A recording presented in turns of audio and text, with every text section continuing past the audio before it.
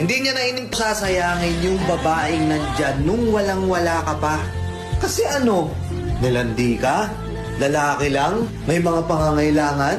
Ganda kasi. Nilandi ako nung babae. Pasensya na, lalaki lang. Lasing ako nun eh. Di ko alam yung ginagawa ko. Hindi ko naman sinasadya. Tapos minsan nahuli ka na, puro dahilan ka pa. Madaling-madali kang burahin yung messages ng taong nagiging reason kung bakit nasasaktan yung partner mo ngayon. Dinalit ko kasi alam ko magagalit ka. Huwag mo nang intindihin yun, wala yun. Napakaraming reasons. Takot kang mahuli na nagloloko ka, edi sana hindi mo ginawa. Ang daming nagsasabi dito yung mga babae daw.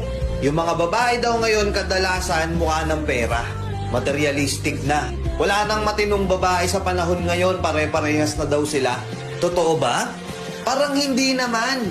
Baka ginagawa na lang nating reason yon para magmukhang tayo yung biktima. Magtataka ka eh. Bakit naiisip mong ipagpalit yung taong nandyan nung walang-wala ka pa sa panandaliang kaligayahan? Sa konting comfort ng ibang tao. Nandyan siya, binuo ka niya, hindi niya na inintindi yung sinasabi ng iba sa kanya na kesyo wala siyang mapapala sa'yo kasi ngayon walang-wala ka pa. Hindi, sinamahan ka niya. Tinulungan ka niyang tumayo.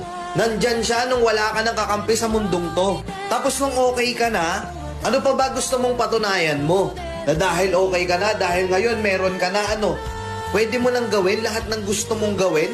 To the point na masasaktan mo na yung taong nandyan sa'yo nung walang-wala ka pa? Tatanungin kita ulit, anong makukuha mo kung mag-cheat ka? O sige, sabihin na natin, napaka-toxic niya na kasi, ayoko na sa kanya. E di iwan mo. Kesa naman nabubuhay ka na puro ka-toxic ka na lang sa mundong to, tapos wala kayong communication, ang gagawin mo na lang, maghahanap ka na lang ng iba, antayin mo na lang din na mawalan ng feeling sa'yo yung partner mo. Sana umpisa pa lang, iwan mo na. Eh hindi.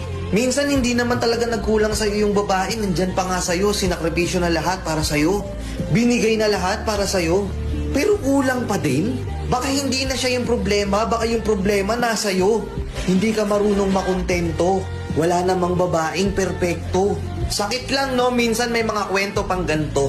Ikaw babae, ginagawa mo lahat, nag-aasikaso ka sa bahay, nag-aalaga ka ng anak nyo. Kapag hindi na kaya ng partner mo, ikaw yun nandyan para sa kanya. Hindi mo siya iniwan nung walang-wala pa siya. Napakaraming pagkakataon, napakaraming reasons na pwede mong i-consider para iwan siya. Pero hindi mo ginawa kasi mahal mo yung lalaki. Naniniwala ka sa kanya, sinusuportahan mo siya, lahat binibigay mo. Tapos nung okay na siya, baliwala ka na, itsyapwera ka na. Sakit pa maghahanap ng iba. Yung iba pa nga, di ba? Porket hindi ka na mahal ng lalaki, akala niya hindi na rin siya obligadong sustentuhan yung anak nyo. Hindi niya na rin responsibilidad yung batang yun. Balik buhay binata. Okay na eh, nakatayo na siya eh. Kaya itsyapwera ka na. Anong punto ko dito sa video na to? Nasa tamang babae ka na, aalis ka pa.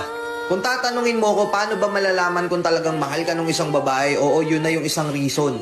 Nandyan siya nung walang-wala ka pa. Wala siyang pakialam kahit mahirap ka pa, kahit hindi mo pa kaya, tutulungan ka niyang tumayo. Susuportahan ka niya. Kaya huwag mong sayangin. Hindi porket nakatayo ka na, baliwala na siya. Nakuha mo?